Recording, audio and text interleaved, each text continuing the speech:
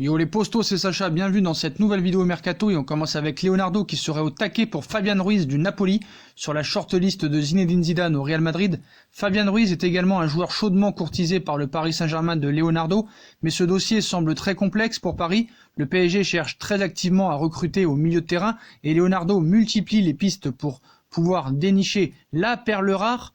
Comme l'a évoqué la presse ces derniers jours, Paris songe à Tchémoué Bakayoko de Chelsea, prêté à l'AS Monaco, Ismaël Bennacer du Milan AC, Sandro Tonali de Brescia, Sergej Milinkovic-Savic de la Lazio, Lucas Paqueta du Milan AC ou encore Miralem Pjanic de la Juve.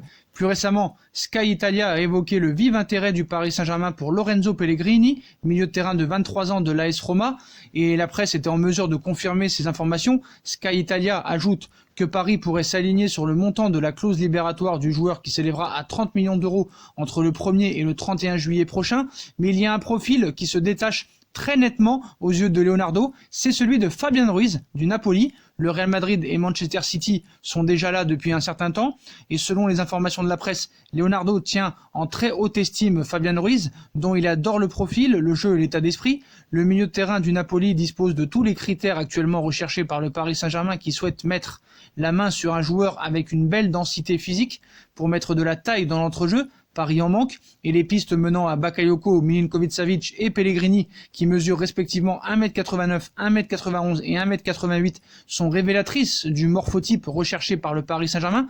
Fabian Ruiz mesure près de 1m90, ses qualités techniques lui permettant aussi bien de récupérer le ballon, d'organiser le jeu, font craquer un Leonardo qui aimerait pouvoir faire son gros coup de l'été sur l'Espagnol, mais la réalité est plus complexe pour le directeur sportif du PSG. En effet, Fabian Ruiz coûte très très cher, avec un contrat qui court jusqu'en juin 2023. L'international espagnol fait partie des plus grosses valeurs marchandes de Naples, avec Kalidou Koulibaly et Lorenzo Insigne.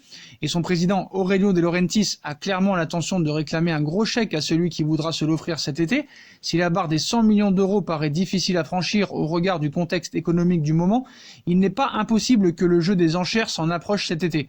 Et le PSG ne pourra pas se permettre de telles folies. Leonardo organise pour cela une volte-face très nette à destination des joueurs en fin de contrat que Paris pensait laisser partir libre, mais que le club pourrait prochainement prolonger. C'est le cas notamment de Thiago Silva en défense centrale. Si Paris pensait pouvoir attirer des garçons comme Kalidou Koulibaly, coéquipier de Fabian Ruiz au Napoli, le coût de cette opération en transfert comme en salaire est trop élevé pour le club parisien qui envisage d'abord d'investir sur les prolongations de contrat de ses stars avant de miser gros sur les acquisitions de l'été. Et clairement, à plus de 60 millions d'euros, Paris aura très peu de chances de faire partie des débats cet été. D'autant plus qu'en face, il y a de très très gros clients, le Real Madrid de Zinedine Zidane, prêt à lâcher un gros billet pour Fabian Ruiz, mais également Pep Guardiola et Manchester City qui seraient très bien positionnés dans le dossier depuis plusieurs mois, une concurrence qui refroidit clairement les chances du PSG de pouvoir rêver à une arrivée de Fabian Ruiz.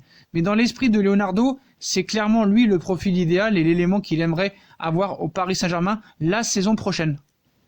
Et en cas d'échec de Fabian Ruiz, le Paris Saint-Germain aurait flashé aussi sur Thomas Partey. Selon les informations de RMC Sport, le PSG apprécie énormément Thomas Partey, le milieu ghanéen de l'Atlético Madrid. Tonali, Milinkovic-Savic, Pjanic, Camavinga, Bakayoko, ils sont nombreux les milieux de terrain à avoir été annoncés dans le viseur du PSG ces dernières semaines. Alors que le mercato d'été n'a toujours pas commencé et qu'on ne sait d'ailleurs toujours pas quand il commencera, le PSG aura bien avancé sur le dossier du milieu de terrain. Lors d'un live sur Periscope ce lundi, le journaliste de RMC Sport, Mohamed Bouafsi, a fait un point sur le dossier du milieu de terrain au Paris Saint-Germain, où je le cite, « Je ne pense pas que Milinkovic-Savic soit la priorité du Paris Saint-Germain, même si Leonardo l'apprécie énormément, mais il est très très très cher. » L'autre info que j'ai eue via Loïc Tanzi, son confrère à RMC, c'est que le PSG a quasiment bouclé la venue d'un milieu de terrain, mais je n'ai pas le nom, je cherche. Plus tard dans son live, Mohamed Bouafsi a aussi évoqué le nom du milieu de terrain ghanéen Thomas Partey, 26 ans, 1m85, qui plaît beaucoup au Paris Saint-Germain selon lui, après avoir surtout été associé à Arsenal jusque-là.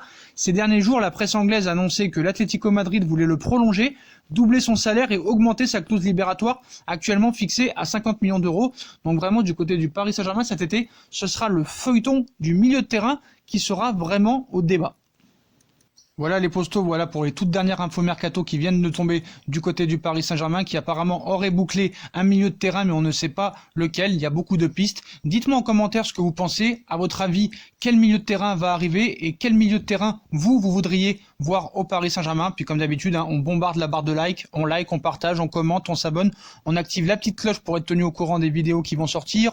On me rejoint sur mes différents réseaux sociaux, Instagram, Facebook, Snapchat, Twitter, ainsi que sur Utip. Si vous voulez faire un don ou faire évoluer la chaîne en regardant les pubs gratuitement, n'hésitez pas aussi à vous abonner à ma deuxième chaîne YouTube No Feeling. Voilà les postos, je vous souhaite une très bonne soirée à tous et à très vite pour une nouvelle vidéo les postos.